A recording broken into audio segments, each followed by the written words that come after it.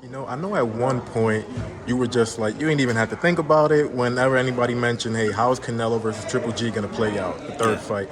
Now that Triple G is lost, I know I talked Oh, you to, mean Canelo? oh, sorry, now that Canelo's lost, I spoke to Sergey Derevchenko, and he was just like, now that Canelo lost, maybe Triple G feels a little bit more, I guess, confident and feel that he can pull off that win. Do you think Confident, Triple G man. can Look, pull off man, that you win? can't be dependent on a fighter to be weak to make you strong.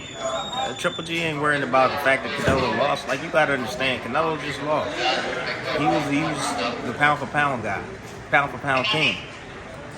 You don't understand what that do to a fighter that has so much pride like Canelo. He going back to the drawing board, and he understands that now, hey, I gotta work on my boxing ability. I gotta get back to what I used to do. So he's gonna be different. This fight with Bivol is gonna make him better. It's gonna make him a stronger fighter. It's gonna make him stronger mentally, and it's gonna improve his game. So I'm expecting a better Canelo when he fights against Triple G. And I'm gonna say it again. I think Canelo stops Triple G. If he don't stop him, I think he's gonna hurt him badly. He's younger. Great combinations. He gonna start boxing from the outside. He's gonna mix it up. We gonna see a better Canelo this time around that we haven't seen in a long time due to this loss. So does that mean you believe Canelo can beat Bivol in the rematch? Oh, Bivol's tough, man. Bivol's tough, and I told you I was one of the first ones to say that. I give you credit. Okay. You definitely said Bivol's the guy. But I'm not gonna lie. I did pick Canelo to win the fight ultimately at the end of the day because it's Canelo, and I'm not stupid to go against Canelo. At the end of the damn day, I figured he was gonna be able to pull it off. But Bivol, I said if that was the guy. That was the guy that can give him fits because of his movement and whatnot. But I didn't have the balls to pull the trigger on that and pick that dude to win because you just never know, man. Everything that was going on with him in Russia and the whole bit, and mentally, I wasn't sure how he was going to behave, inside the ring, or how he was going to be able to approach that level. And be in that atmosphere. Obviously, he handled it with flying colors, so he was victorious. Followed his game plan to a T, executed it, looked good. Hey, power to him. He did it. But in the rematch, it don't matter at 168. I just think Bivol is a bad style matchup for Canelo, to be honest with you. Canelo resulted to two things that he normally do. He's pressed forward. He couldn't penetrate that defense. He was hitting him on the shoulder. He was doing everything he can to try to bag up and detour this man in Bivol. But then he tried to lure him in and try to play defense on the ropes like he typically does, and that junk didn't work. Canelo, what he needs to do is he needs to go back to his moving and counterpunching, using his jab and setting up his shots. That's what he needs to add to his arsenal because he's gotten away from that over the years because he's been so successful with his style of marching forward with that high guard. Is it hard to change a fighter when he's that great and that style did bring him to number one in the world? It's not hard. It's not hard for a guy of talent like Canelo Alvarez. It's not hard at all. He can make those type of adjustments, man.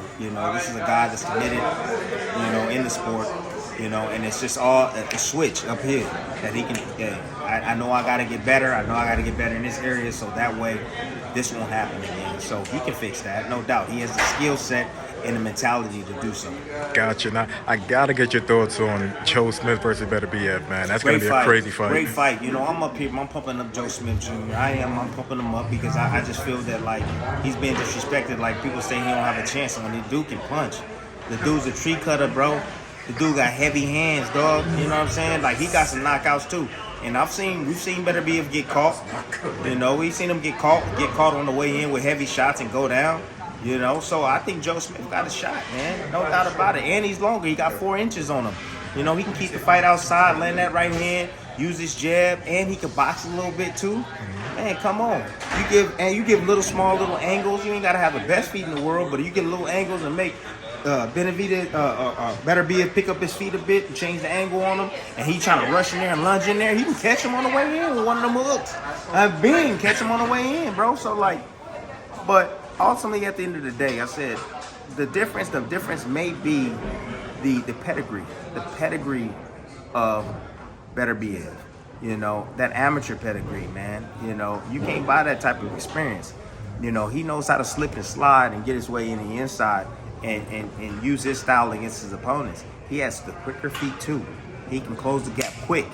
And Joe Smith got the longer arms. Yes, he can infight a bit, but the better infighter is Benavidez. I mean, Beterbiev. Excuse me. I always get the Benavidez and Beterbiev confused. I don't know why. Anyways, screw it. So he knows how to work inside the pocket, you know, and he's clever in there, man. You know, sneaky in there, setting up shots. He might go here, get you to move that guard out to the side, and rip you up here. He might go, bam. He might come over the top with them short joints. But the inside, that mid range, he's violent. He's violent, bro. He chop you up, and the ends close, he'll chop you up. You know, but outside, he tend to be a bit lost. Speaking of violent, is Inoue the best fighter in the world? Man? Oh my God. The way he did to Donaire, it's unbelievable, man. And Donaire's a bad boy, dude. And the crazy thing is that those damn Reyes gloves, he was wearing pillows and he was getting those knockouts. Now he discovered the Reyes gloves.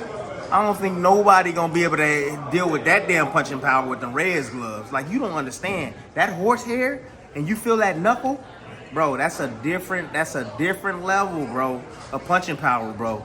And so when he hit Donaire and Donaire, his eyes got big, I said, it's over. It's over. He buzzing with that first left hook. It was unbelievable. But is he the best fighter in the world, though? Bud is the best fighter of this generation, bro. Bud Crawford is the best fighter of this generation. Everybody, you always on Bud. Bro, Bud can do so much. Bud got punching power, too. Bud got that punching power. He got that boxing ability. You know, Inoue is probably, I would say, the most efficient killer in boxing. He is efficient with his work. You know, Stephen Fulton, he's at 122, Inoue at 118, but Fulton been calling for that fight for like a really long time. Do you think Fulton can pull off a win against Inoue? Fulton a bad boy. Ooh.